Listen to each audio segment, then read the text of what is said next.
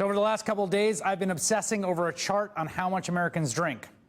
It's this graphic, posted on Washington Post Wonk blog. It's based on research by Duke public policy professor Philip J. Cook. And it breaks up American alcohol consumption into 10 segments, known as deciles, based on how much people drink per week. What it shows is the first three segments, that's 30% of the entire American population, don't drink at all. 0 drinks a week. They abstain.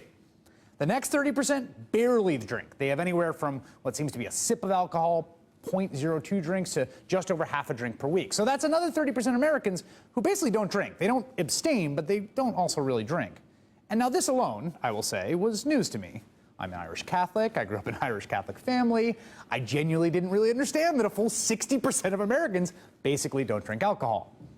Then you move into the 70th, 80th, and 90th percentile of the American population, and you start to see people who drink. 70th percentile are people with just over 2 drinks a week, still not very much. 80th percentile is people who have just over 6 drinks a week. That's, a drink every night. And then you get the 90th percentile. And those are people who are having just over 15 drinks a week. That's basically 2 drinks a night. And I'll say here on air, that's pretty much how I roll. But then you get to the top 10% of drinkers in the US, and that's where things get, quite frankly, a bit disturbing. Because that's people who are drinking on average almost 74 alcoholic drinks a week. According to Wonk blog, that's 18 bottles of wine a week, or just over 4.5 bottles of Jack Daniels. Now, if you're a person who is not wrestling with alcohol addiction, that's a very hard amount of alcohol to comprehend drinking.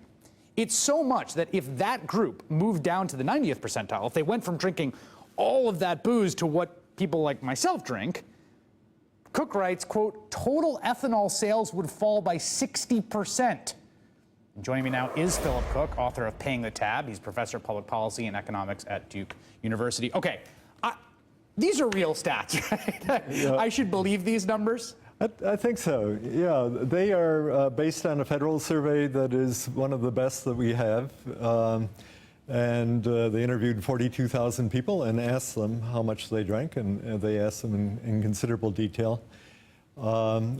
I took those data, they're publicly available, and analyzed them to get just the statistics that you were talking about, except for one thing that I should tell you, and that is that if you multiply it up from that survey and said the national total, how does that compare with sales? Right. The answer is it's just half. Okay, so people are underreporting. They underreport by about half. Right, so that's the point. So you got to kind of multiply up to get the thing. So people are underreporting, but in some ways, underreporting is even more disturbing when you're thinking about what's going on in that top decile.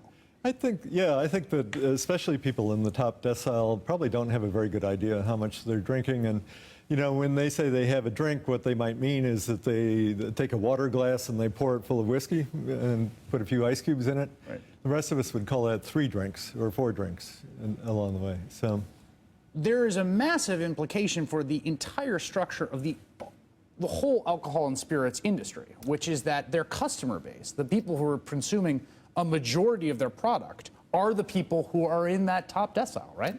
Exactly, yeah. The industry needs the heavy drinkers to preserve their sales and their profitability.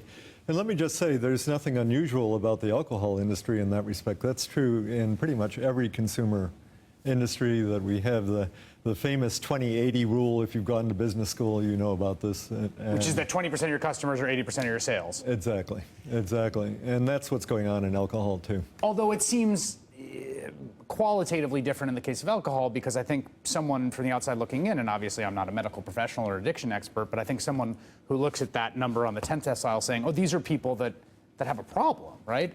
So what you're basically saying is the alcohol industry exists as it makes money basically on a core group that are people that are problem drinkers.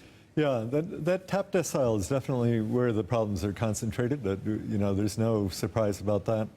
So that's where we get all of the trauma, the car accidents, the child abuse, the organ damage, the liver cirrhosis. It's concentrated there, and it's a real, that's where it is, by and large. Obviously, we have experimented with one policy to deal with that, which was one of the great policy failures of all time in American history, which, of course, is prohibition. Are there other policy ways of addressing, are there ways of changing that curve, of equalizing it in some ways, of bringing down and reducing the amount that folks that are in that kind of problematic decile are drinking? There certainly are ways, and they had to do partly with alcohol control policy, which does hark back to those the prohibition days, but we're not talking about prohibition. We're talking about simply changing the terms on which alcohol is available. And the policy that I've advocated for years and years has been to make sure that we don't allow alcohol to be too cheap. It turns out that if it's too cheap, then people drink more and they have more problems. So there's actually there's actually good literature on if you increase alcohol taxes, you actually do reduce not just consumption, but you actually reduce consumption in that problematic top amount of drinkers as well. And we have very low alcohol taxes, even historically, is my understanding. Philip Cook, thank you so much for your time. Appreciate it. Yeah, thank you. All right, that is all in for this evening. The Rachel Maddow Show starts right now. Good evening, Rachel. Good evening, Chris. Thanks.